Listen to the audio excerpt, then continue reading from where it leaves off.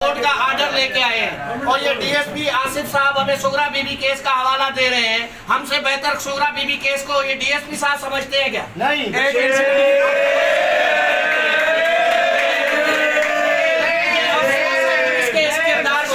जो कोर्ट के आर्डर को नहीं मान रहे, कोर्ट सबसे बालातर है या आप बालातर है? ये आप कानून को मान रहे हैं, आप कानून को मान रहे हैं, ना कोर्ट आर्डर को मान रहे हैं, ना इतने सारे वकील यहाँ मौजूद हैं, हमारे सदर साहब यहाँ मौजूद है, कैबिनेट मौजूद है, और आप लोग हमें कहानियां सुना रहे हैं कि ये होगा वो होगा। ये कौन सा तरीका है? इस तरह आप थाने चलाएंगे, इस तरह थाने चलाएंगे?